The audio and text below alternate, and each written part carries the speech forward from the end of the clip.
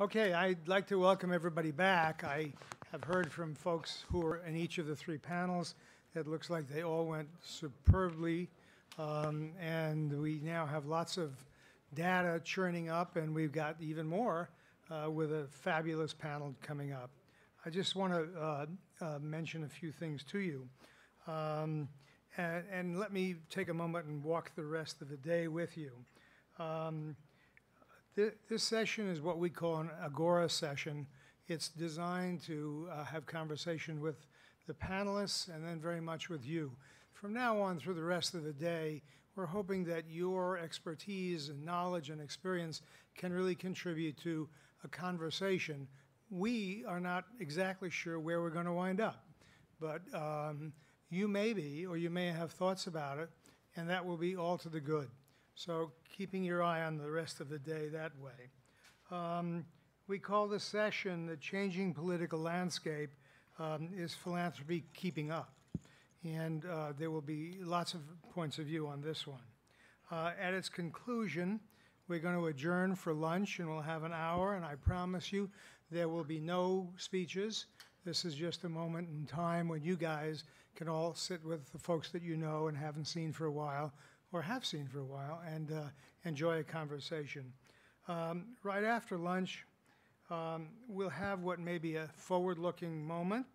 The people who are going to speak with us are people who know the philanthropy world, but who don't come from the philanthropy world. So they've had their different experiences, and they will have very important and somewhat different cuts into the conversation than we've had previously. And more on this later. So finally, about the mechanics of this, the discussion is being live streamed, so people can get it that way. But the broadcast itself will end when the Q&A starts. Please do not tweet. We will hold on that for now. Okay, so my primary task then is to introduce Gara, who is a senior fellow at Berkeley now, as well as senior fellow at NYU. He covers both coasts, and he does it beautifully. Gara, as you probably know, was CEO of the Atlantic Foundations, and before that of OSI, the domestic side of OSI. Early in his career was a Texan, but that's gone now. I think happily so. And Gara has become one of the most significant spokespeople for social justice, the importance of human rights, and all those issues that dovetail into it. So this is my pleasure to introduce Gara. Thanks. Thanks a lot. I sometimes wonder if somebody came, time traveler came from 50 years ago to one of these conferences, they would find a lot familiar, but they would be scratching their heads at the don't tweet during the conference thing. That would be a little odd to them. And I worked for 4 years as director of the Texas Civil Liberties Union, and it was the most fun I've ever had in any job, actually. So you can't, I'm not a Texan by birth, but I am kind of an adopted Texan. So this panel, what do we call it? Changing political landscape is philanthropy keeping up. It's meant to build on everything we've done so far and set the stage for the rest. And let me first begin by talking about the people who are up here with me. On my immediate left is Donna Edwards, who is a member of Congress representing the 4th Congressional District, which is portions of Prince George's and Anne Arundel counties. She's been a member of Congress since the 110th Congress, when she was elected in a special election, and took her first full-time seat in 2009. She has, among other things in her congressional career, become the first member of Congress, of the House, to introduce and champion a constitutional amendment to overturn Citizens United. Before she served in Congress, she had wide experience in the nonprofit and the philanthropic world. She was the executive director of the Arca Foundation, which I had cause to mention this morning as one of the partners of Atlantic after your day in the healthcare debate. She was the executive director of the National Network to End Domestic Violence and the Center for New Democracy.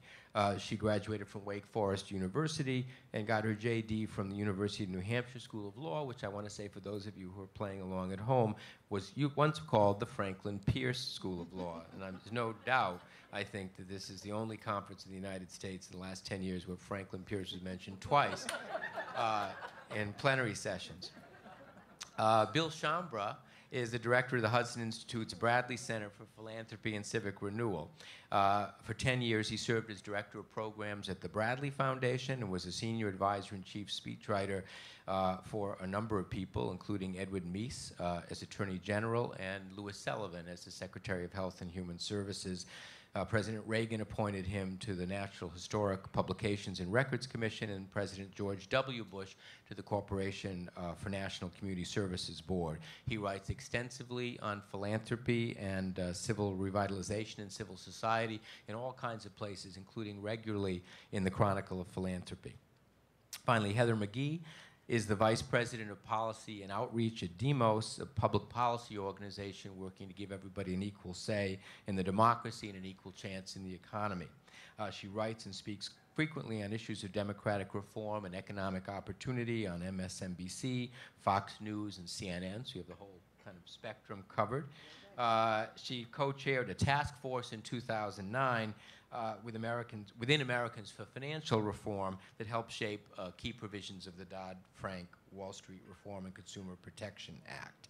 And she has a BA from Yale and a JD from the University of California at Berkeley. So a terrific group with which to talk about the things we're meant to talk about in the next half hour or hour or so. I want to say just at the beginning, before I frame it a little bit and ask some questions of the panelists. Sorry, this is my little cheat sheet about the really exciting technological aspect of this, which is that we're going to have some instant kind of polling, very, very high-tech thing, which is kind of the opposite of Franklin Pierce, which is that you all have, Franklin Pierce, we may have been high-tech for his day, but I don't think Franklin Pierce would be texting. So anyway, when we're finished with the initial part of the discussion, you all have, or many of you have, smartphones, cell phones, and so on. There'll be something, there's a sheet on your table that shows how you access this. You're going to, if you wish to, I'm going to ask a question. You're going to put in a certain number that'll send this thing to some central database that will instantly tally the answers, so we can have just a sense of the room on a couple of little questions about philanthropy that might help to focus the remaining part of the Agora-Style discussion. And Beta Jahedi from Philanthropy New York is going to come up here and make sure it all works, and there will be people floating about the audience helping you with the technological aspects of this if you find it daunting. So let me just get into the substance of it here. The premise of this larger panel, we just came out of some really interesting workshops on health, equity, poverty, education. This is about the broader picture, and that is, as Stan Katz noted this morning, the issues about the role of foundations in the public sphere are not new. They've been, not to say raging, but going on for 100 years or so, in some ways more intensely 100 years ago when the kind of paradigmatic early foundations, Rockefeller, Carnegie, and Russell Sage took the scene. So in that sense, it's nothing new. But one of the questions we want to ask is there something about the current environment that has created a context in which philanthropy has to step back a little bit and look at its role in the public sphere? And what I mean by that is a couple of things about the context. Increasing political polarization. The health care panel this morning, this came up. I suspect it probably did at the others as well. And that is, we're living in a moment in American life where, to a greater degree than anybody remembers for a while, and one question is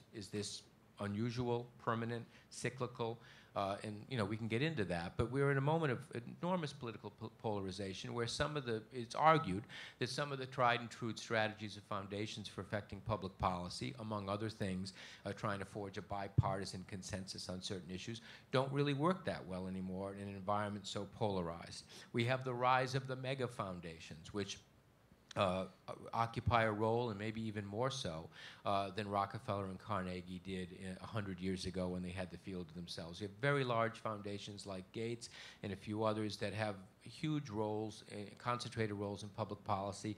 Stan Katz mentioned some of the dimensions of that this morning when he was talking about the Broad Foundation and New Jersey politics, or the Rockefeller Foundation's foray into New York City mayoral politics recently. And one of the questions is these big players are increasingly dominant in some areas like education and health. What does that mean for philanthropy as a whole? What does that mean for the polity, as it were, as an exercise of power in a democratic society? Back to politics for a moment, you have a lot of aspects that make government increasingly dysfunctional that aren't necessarily about polarization as such, but that have to do with gerrymandering that draws legislatures in a way that very often office holders feel no particular sense of the common good because they are elected by a fairly narrow constituency that doesn't give them any points for reaching out and trying to solve big national problems. You have issues such as the filibuster, which makes at least one of the chambers in the United States Congress often somewhat dysfunctional. And you have changes, as Catherine Fulton mentioned, in the health panel that I was just in the nature of how influence is exercised, and that is about the media environment, the 24/7 media environment. It's about the differing role of facts in public debate. I think there's a premise that animates a lot of philanthropic work that if only people knew the facts, if only they were more educated, then something would change. And it may be that if it ever was sufficient, is no longer sufficient. So what do you need to build on that? And maybe foundations have to rethink a little bit their approach on some of these issues. So that's the setting in which we want to have a conversation both among ourselves and with these three terrific panelists here. So I'm going to ask a few particular questions of the panelists, invite them to comment on one another's. We're going to do that for the next 15 or 20 minutes,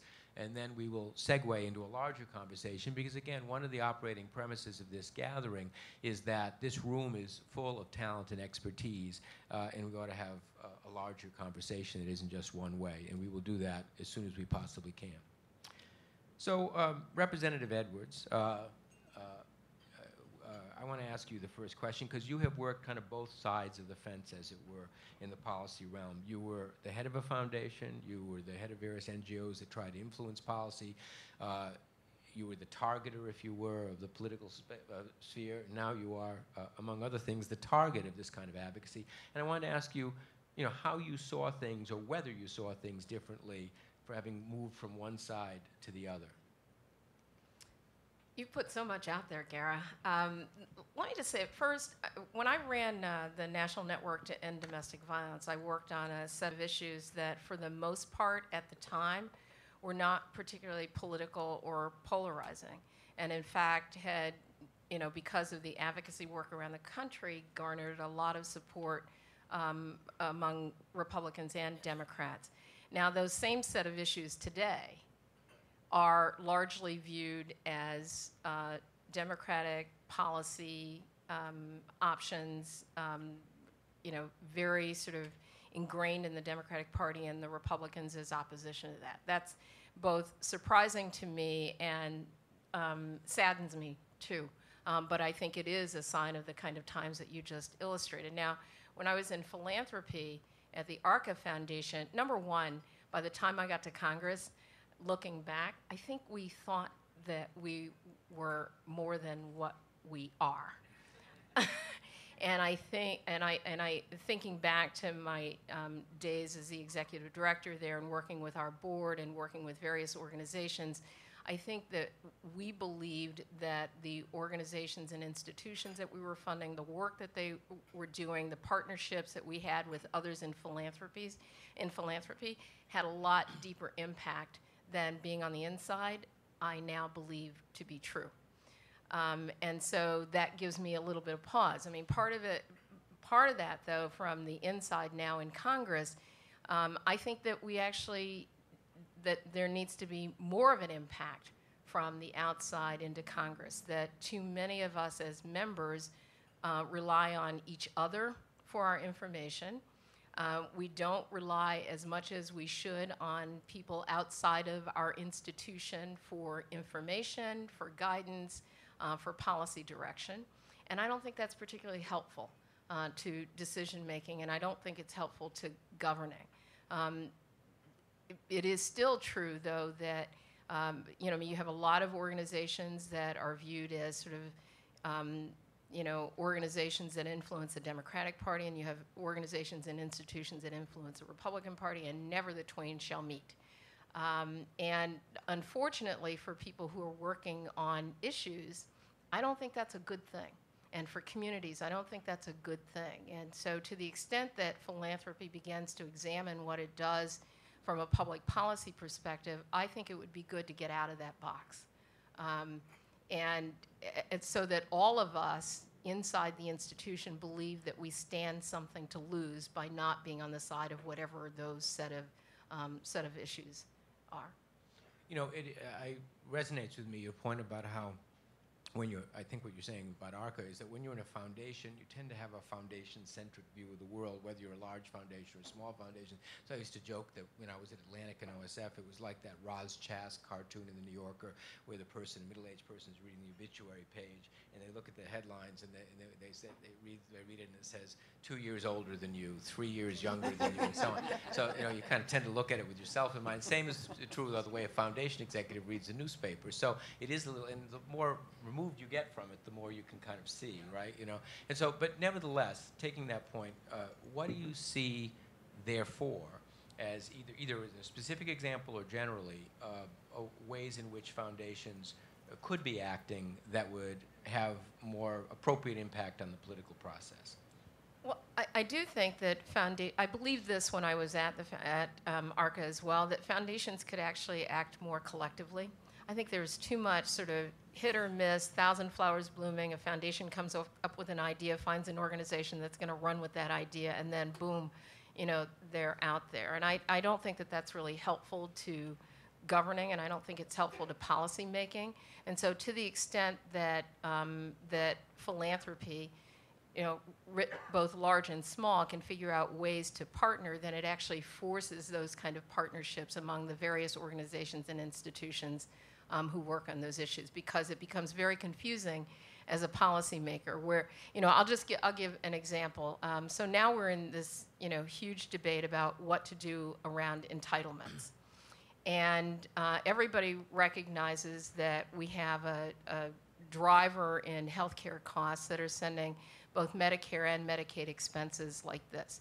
But then the question becomes sort of what you do. And even on my side of the aisle, we are getting so many different mixed signals from various organizations and institutions about what would be a good policy fix for something that we could probably all agree is a problem.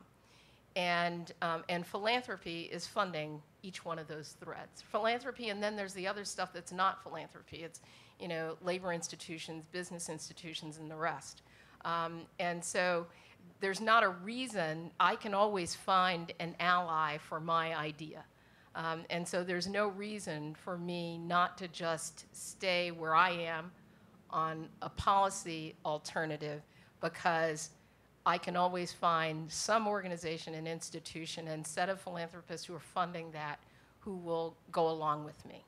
Again, I don't think that's really helpful to governing. And we could see some of that play out in healthcare, and we can certainly see it in a whole other set of issues. Let me move to Bill. Bill Schambra and I have known each other, I don't know, for 10 or 15 years or so, been in a lot of panels together. Don't agree much on some large political issues, but actually have very similar worldviews about philanthropy. And so I've always felt an affinity. A little known fact is that if I had not gone to Atlantic Philanthropies, I was going to take my sabbatical from OSF as a fellow at the Bradley Center, the Hudson Institute, and see how the other half lived.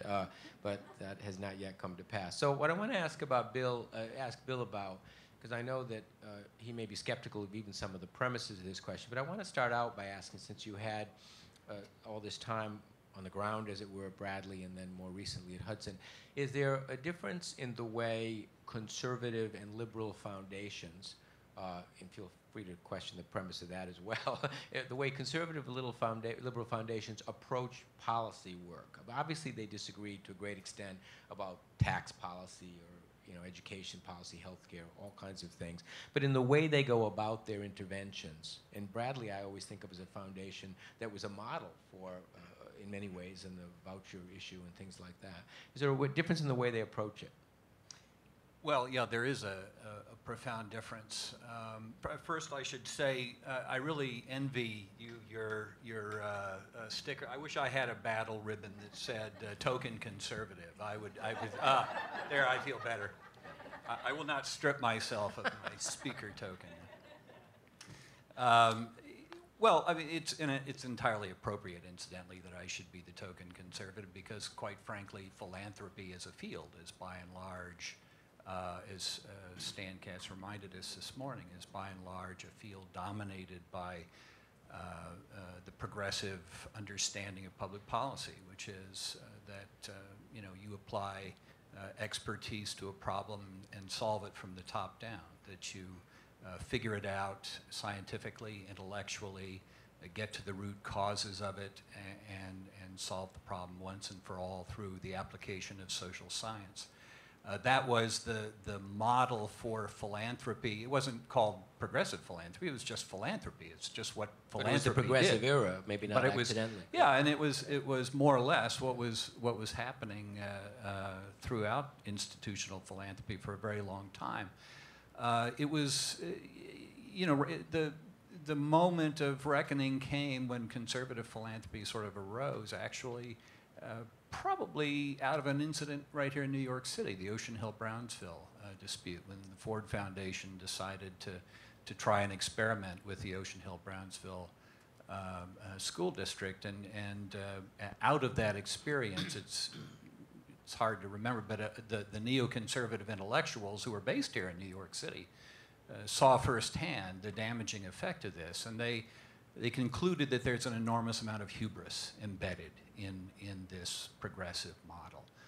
The notion that you can solve problems by importing solutions from the outside. And so they reformulated a philanthropy that was an effort to kind of get behind the progressive model, to return to what they understood to be the founders' understanding of the Constitution, to a more vigorous role for civil society, a more vigorous role for faith-based institutions, and a model that was a critique of this, professional top-down reform. And the work that Bradley did in Milwaukee was based on the notion that the experts had failed at school reform. By and large, all the efforts from school district headquarters had failed, and it was time to let the parents try. So it was an effort to radically decentralize decision-making in education and to return it to parents themselves. It's a long-term, patient effort. I think what Gara likes about conservative grant-making is that it takes the long view. It's very patient, because it has to be. There are so few conservative foundations in the United States that it has to understand itself as a very embattled minority. You can disagree with that, but that is how it understands itself. And therefore it's patient. It makes grants that are for general operating support. It sticks with, it has a well-formulated vision of what it wants to achieve, but at the same time, it really does rely on feet on the ground to carry out that mission. But I'm not sure, listening to you, that I see quite the sharp differences in the approach of philanthropy. Because, for instance, I don't know that much about Ford and the gray areas and all that stuff that led to Ocean Hill-Brownsville. And you may very well be right that the kind of concepts were cooked up in think tanks or elite institutions, although as I understood, the premise of it was to provide power at a local level. So when you talk about Bradley and vouchers, maybe I'm wrong that parents didn't design. I mean, it seems to me that the policy initiative was probably cooked up in some kind of elite institution, no? And then the delivery system was about, power at a small level. But I'm not. It doesn't strike me as being that, unless there's something I don't understand about the process, that different than the way so-called progressive foundations would go about it?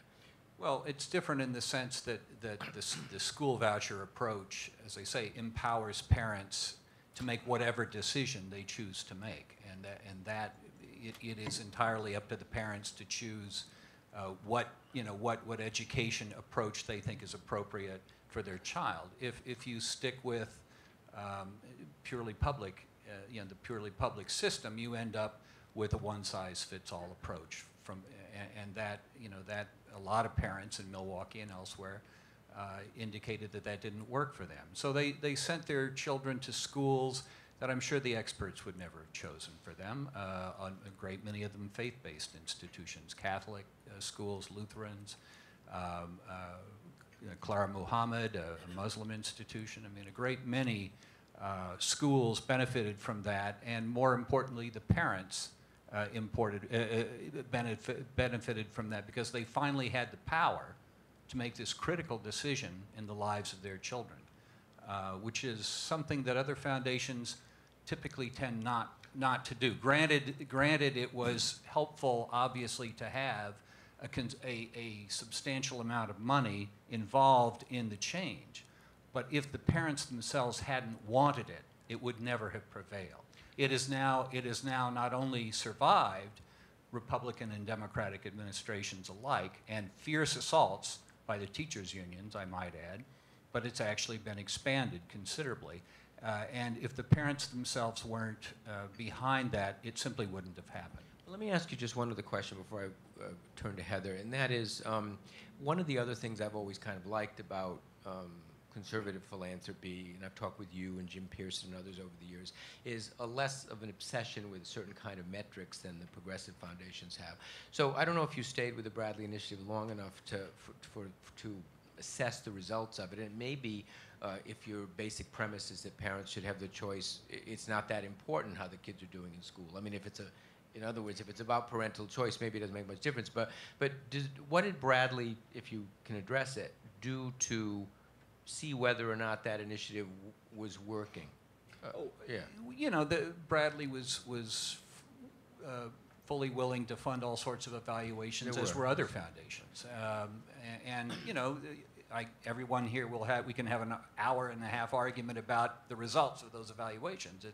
It's both sides in that issue can cite their own tests, as the Congresswoman was mentioning. But the fact of the matter is, parents make those choices for all sorts of reasons other than test scores. I mean, they make the choices based on a kind of a moral vision for their child, perpetuating their own cultural traditions, whether the child is safe or not, whether this is a fairly strict environment or a lax environment. All these calculations that parents make about what their child needs, you can make in the choice system, and they aren't reflected in evaluations. But in general, yes, conservative foundations are not big metrics people, because frankly, for this world, there is only the long haul. I mean, there's the people who started the first foundations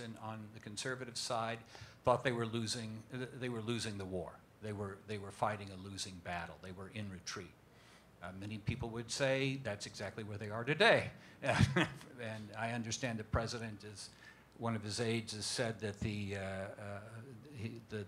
next major speech the president is going to give will provide a golden bridge for quiet retreat for conservatives. So maybe this is now coming about. But they always understood themselves as being embattled. And so the notion of metrics and measurement and careful analysis of progress really was beside the point.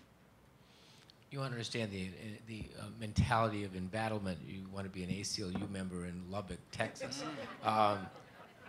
Conservatives have nothing on that. So, Heather McGhee, So demos, among other things that it does, but one of the key issues it's identified with, and you've worked a lot on, have to do with the very health of the democracy and some of the things I was talking about at the beginning, whether it's the role of money in politics or some of the structural issues that we've been talking about that contribute, many would say, to a certain kind of dysfunction in the politics. So foundations, Donna Edwards was, if I recall correctly, the co-chair or the chair of the Funders Committee for Civic Participation, which is an affinity group in the Council of Foundations that was working for democratic reform issues. And it is still a very important group. But by and large, these issues have not been a significant turf for foundations. And what would you say both generally about the set of structural issues about democracy that give rise to this conversation and what foundations are doing or could be doing to affect that agenda? Thank you. So you're right, Gara. The issue of how it is that the political and public will is translated into effective policy, is translated into the structures that can help build opportunity and protect the common good and invest in the future is sort of at the core of the way that Demos does its work. And so for years, and I'll say before it was as attractive as it is now, we've been working on really wonky issues of election administration, with the goal of really lowering the barriers to civic participation. And I think some of the things that we need to keep in mind as we think about the world that philanthropy operates in and the world that we are seeing right now, particularly in Washington and state houses, is that there is a class gap in voting, that there is a class gap in donations, obviously, and there's a racial gap, and there's an age gap, and there are geographic disparities as well. And all of that translates into, particularly at a time of such rampant economic inequality, a degree of political inequality that our founders, that we like to think our founders would never have tolerated. And I think that's one of those great things where we just sort of import into, from the words of the founders, something, a higher ideal that we are still always perfecting, and that our many amendments to the Constitution have really put forward that we can finally reach a time where we have a democracy that is kind of unique in the globe. A democracy where we have roots of people who've come from all over the country, roots of people who have different races and different incomes, but who all theoretically have an equal say in shaping the decisions that affect their lives. But we have a long way to go for that right now. And fortunately, I think honestly, a lot of it has to do with two really upsetting moments in our democracy over the past 3 years. One was the Citizens United decision, which obviously was just building on a long history of conservative jurisprudence around the First Amendment and regulation of campaign finance, but woke the American people up to what was going on campaign finance, and is one of the most popular names of a Supreme Court case ever. We have a public opinion analysis on our website where we actually called it Citizens Actually United, because across the ideological spectrum, the American people are just apoplectic about the principles of Citizens United, about the idea that corporations should have unfettered access to our policymakers and to shaping elections. And they absolutely believe that the wealthy and corporations have too much power in policymaking, and they feel shut out of the process. And then the other part has to do with that shutting out of the process, which is that we saw with the very, finally a lot of media attention to the kinds of laws that have been threatened and have been passed for a very long time to make it harder for people to vote, and particularly with disproportionate impacts among people with less money. And so we are now seeing, I think, among philanthropy and among civil society, and frankly among the part of civil society that aren't the democracy nerds, that aren't the good governance groups, but that have real skin in the game on core issues like healthcare and the environment and workers' rights, an incredible amount of attention to these structural issues. And when we think about the kinds of reforms that are very popular, in many cases in a bipartisan way, these are things like same-day registration, which is something we've been working on for quite some time, where it just removes the onerous barrier that 30 days before an election I have to have registered, that something that election clerks love because it cuts down on provisional ballots, something that was rejected handily, the repeal of that in Minnesota and in Maine. where we can look at things like extending early voting, places like New York that don't have early voting. Or we can look at a lot more sort of technical issues, but that just simply make it easier for people to translate their will to vote into actually voting. We know that there are 60 million Americans who are not registered to vote, and that once Americans are registered to vote, they vote at very high numbers, above 80%. And so that registration is a key barrier that we can actually attack. And then on the money and politics side, we do know that there are a lot of opportunities to make some real change that would affect the feeling that Americans have that donors matter more than voters. And here in New York, there's an opportunity for this to be the first state to pass citizen-funded elections after Citizens United, and that's something that's very much in the sort of political debate right now, and that a lot of philanthropists have seen as a way to really translate this moment of what do we do about our democracy into legislative action. And I will say that I actually agree with you, Gara, that there is something appropriate about philanthropy being focused on democracy issues. Because, and maybe this is something that even you might agree with, the idea of being able to put ourselves as advocates out of business because our democracy is functioning in such a way that people are able to organize on their own behalf, that people who are struggling to make ends meet are actually having a responsive government, is a really exciting one. That is, talk about long term. That is very long term. That is very far from the place where we are right now, whereas we know there's great political science research that's been done. It's all actually mostly collected in a report that we are about to release, but there are copies here called Stack Deck that really look at all the different ways that money correlates with political power. And Larry Bartels found that the bottom third of the income distribution has no apparent impact on the decisions of their elected officials. That's where we are today, and there are structural changes that can change So that. it seems to me, in part, you're making an argument that, if I hear you correctly, that there are foundations like Carnegie or Arca or others that have been more traditionally focused on democracy as a kind of a substantive area, but that foundations that don't think of themselves in that space, that might be concerned with health or education or other issues, ought to take a wider lens, and because the things they care about are deeply affected by this. Yes, I mean, I think that that is something that a lot of people are coming to, that foundations are coming to, that organizations that have never worked on democracy issues are coming to, is seeing really these democracy blocks, that the substantive goals that they have for environmental change, environmental activism, for women's rights, for anything basically that isn't sort of on the sort of top 10 list of the groups of lobbyists that are the most influential in Washington, is not going to be heard unless there are these changes to the structure.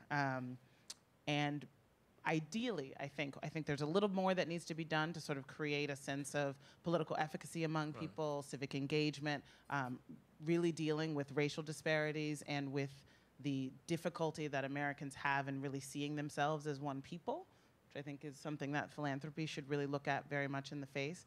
But ideally, with these structural blocks out of the way, and I'm talking about 10, 20, 30 years here down the line, we should be able to have a more responsive government.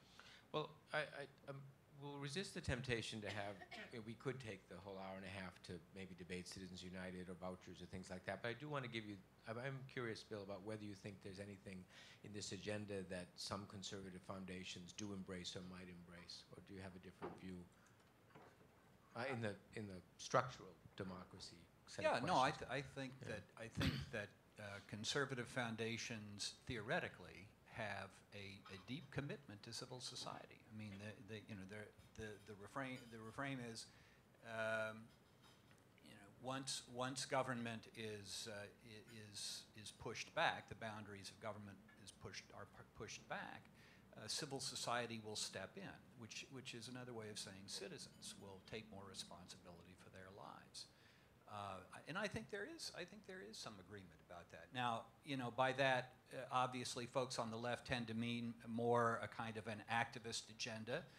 folks on the right would mean more sort of tending to their own affairs for themselves, but there's an enormous amount of overlap. I mean, obviously, organizations don't do entirely one thing or the other. If they're effective organizations, they do both. So I think theoretically conservatives could, in fact, find some grounds for agreement there. Unfortunately, they tend to have become much more political, by and large, and following, in their mind, the path of a lot of progressive foundations in moving ever closer to sort of pure politics. I mean, I think lurking behind the issue here is a recent development in philanthropy, and that is the degree to which our foundations have been politicized.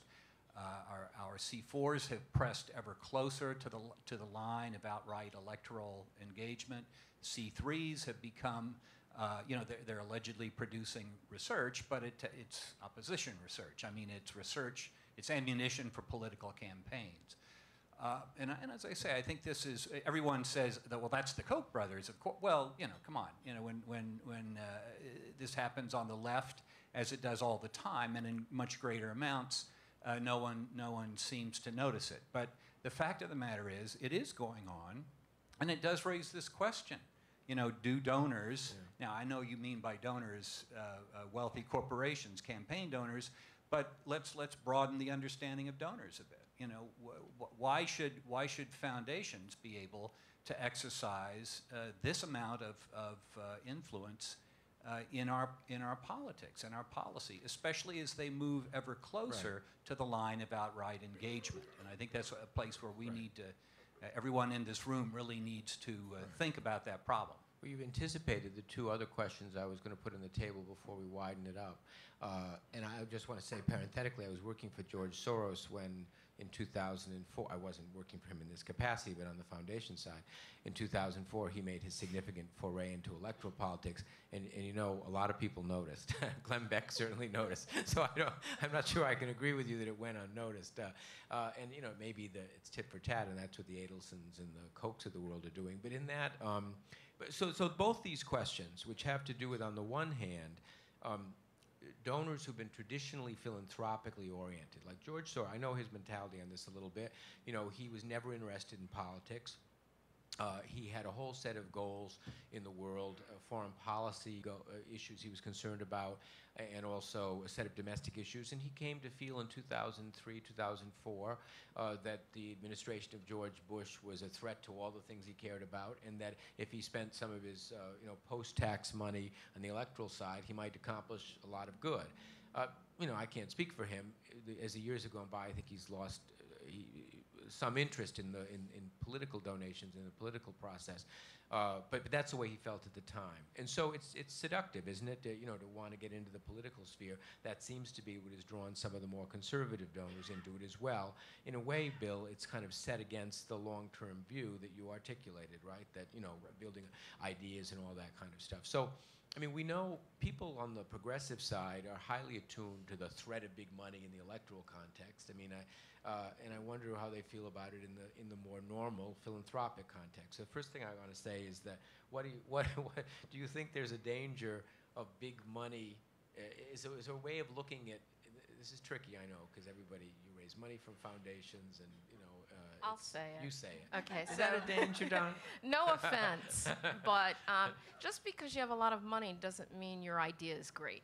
And even when I worked at Arca, the chair of our board, I mean, and he died a couple of years ago, but really tremendous man. And occasionally he'd come up with an idea and then want to go find an organization that would work on that idea, and it would be a wacky idea. Nobody should work on that. And so I think that there can be the tendency that just because you have money and can drive it, that the issue or the idea that you care the most about, you should be the one to then determine that policy outcome. And I think that there has to be an exercise of a bit of responsibility on the part of those who are either large individual donors or institutional donors to resist the urge to just make the policy outcome.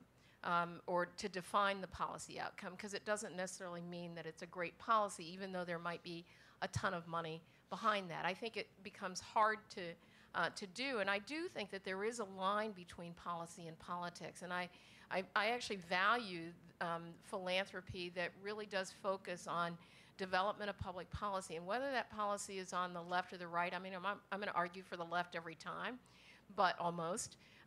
But that doesn't matter. We're just not in an environment, frankly, that is very receptive to truly independent sort of public policy development.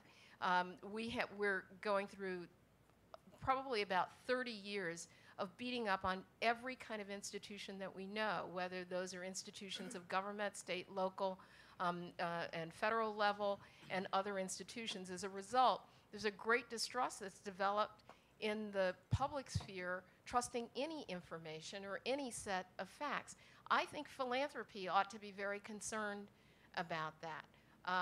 I sit on our serve on our Science and Technology Committee, and I'm shocked sometimes at I come from a background, I was a systems engineer on a space lab project for NASA. I actually do believe in, science and technology, and yet I sit on a committee where very ideas of basic scientific fact and information are challenged constantly.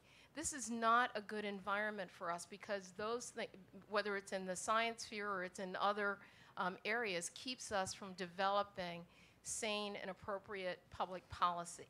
And so I think those are things that philanthropy could spend a little bit of time on.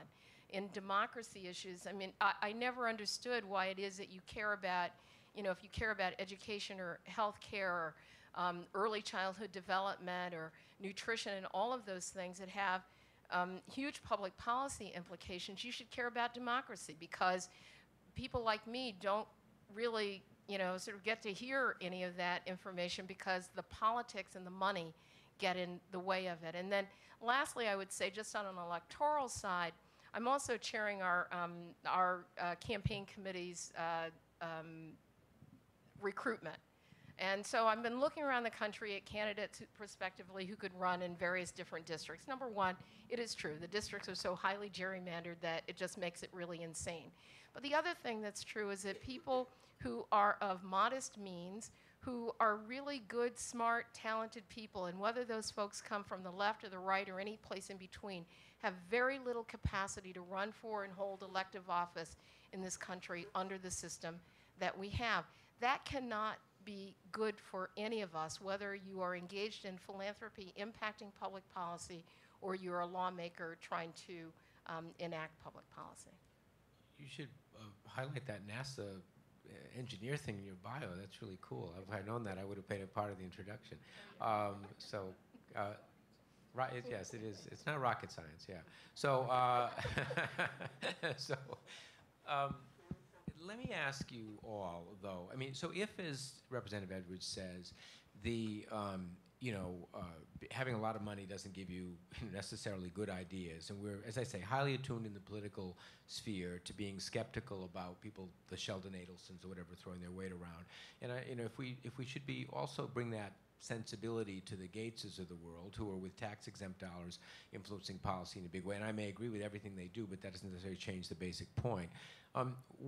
Is there a remedy for that is not worse than the disease? In other words, how do you bring about more philanthropic accountability to the communities that they serve?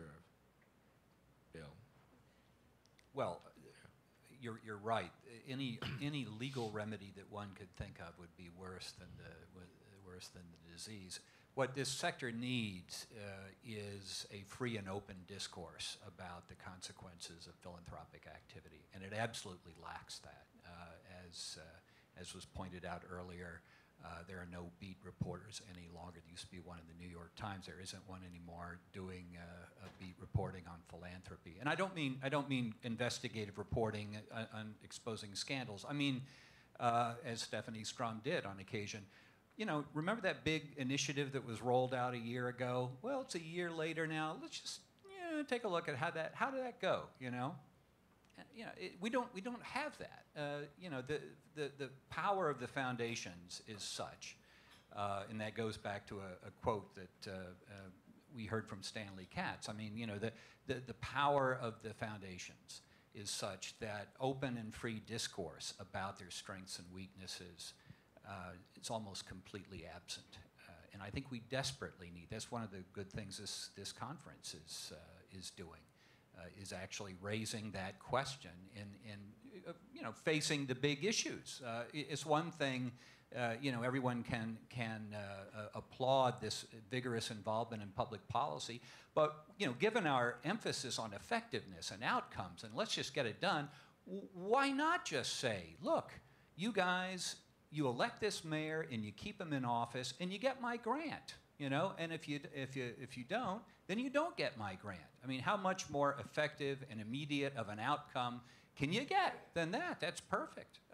So anyway, but we need a vigorous press around that issue. Rick Cohen from NPQ is here. Glad to see him here because he's one of the very few who's willing to take on these big questions. But Bill, I mean, I do think that there's a role that whether you're an individual philanthropist, wealthy person with, you know, ideas about how to change the world, or you're an institutional philanthropist, you can play the role of convening and convening disparate points of view that actually end up coming up with good solutions. And so there's a role that those folks can play in even pushing an idea but subjecting it to some level of critique that isn't just your own just because you have money. Yeah, I'm inclined to agree that you need a more vigorous press.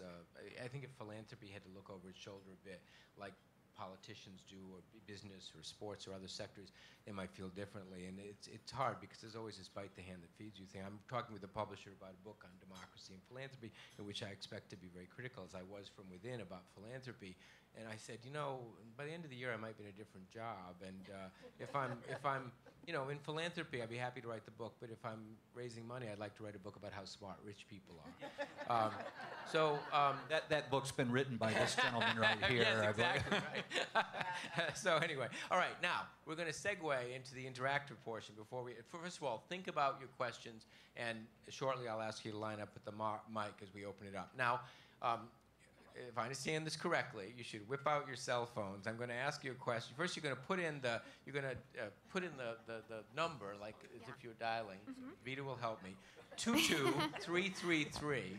I'm supposed to read the thing backwards from here, so I'm not so good on the numbers, but it's 22333. Now, there are 4 questions, and the first 2 I would say are in the kind of Goldilocks category. Foundations overall in their policy work are either too timid, too involved, or just about right. So I think the numbers are on the screen, right? So I don't have to, I'll repeat them, but 231530 if you think foundations overall are too timid. 231537 if you think they're too involved. And if you just think it's just about right, 231538. And you're seeing... Yeah, so far we have 89% saying too timid and 11% saying just about right. And we have now 86% saying too timid, 5% too involved, and 10% just about. How big is the electorate?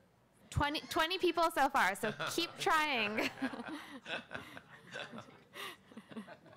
All right. Are they still coming in, or shall I go to the next? They're coming in. We're at 27 now. All right. 78% too timid, 16% too involved, and 6% just about right. All right. We're at 31. Okay. I think we have a trend. Okay. Now, I'm going to now I want to say, for those of you who are running foundations or in foundations, this question is about my foundation in policy work. So I want you to, this is anonymous. We're not going to, we're not mining this data. If you think my foundation is too timid, 231539. If you think my foundation, not mine, but yours, is too involved, 231540. And if you think your foundation has just got it absolutely right, 231543. right, exactly. A second thought, I wonder about the wisdom of this question, but I invented it. So how's that going? It's on the screen. Oh, I see. 21% say their foundation is too timid. 64, 69%. This is akin to the question you always get in polls about, you know, do you think Congress is awful? And 98% they found that your congressman is fine, though, right? You know, so, all right. So somehow or another, there's a disconnect between the notion that the field as a whole is, or maybe it's just a self-selecting group. So, okay. Finally, 2 more questions, and then I want you, if you have a question for the group, in fact, now would be a good time, a comment or a question, to begin lining up at the mics. Big reason foundations don't do policy work. I'm going to give you 4, and you can choose one, although there may be multiple truths here. Board is reluctant, 231-544. Scared about regulators, 231-577. Ignorance of strategies and rules, 231-582. Staff not skilled in those areas, 231-597. So this is why foundations, if they don't do enough work, and most of you seem to think foundations as a rule are too timid, why don't they do it? What are some of the key reasons? Beta, I can't really read that, so you tell us how the votes are coming. Okay, board reluctant is 52%, scared about regulators, 16%, ignorance of strategies or rules, 32%, and staff not skilled in those areas, 9%. The pool is 43. People are getting more quick about texting. Okay, well, they're getting the hang of it now. Yeah. Very interesting. Got to do something about those boards, I think. So, and finally, one issue foundations should step up more on is, and this is a longer list, if you think it's climate change, this is, obviously there are multiple answers to this too, but take the one you think is the most important that foundations should be doing more on. Climate change, 143-252. Deficit and spending, 235-100. Poverty, 235-101. Education reform, 235-123. Immigration, 235-124. Women's rights, 235-142. Gun violence, 235-143. Democracy issues, 235-146, and other 235-154. We're getting both, Yeah, Okay. How many responded so far? 34. 34. Okay, why don't you start Okay. to say what they... So we have 11% for climate change, 3% for deficit and spending, 23% for poverty, 5% education reform, 5% immigration, just turned 7%, 2% for women's rights, 7% for gun violence, and 38% for democracy issues, 5% for other. Well, I judge from that Heather is a very effective advocate. I'm tempted to add a 5th question, which is how much more money are you going to put into democracy? But we don't have the technology for that. Okay, so we're going out to the group. There's only one person at the mic, but anybody else who has something on their mind should pop up.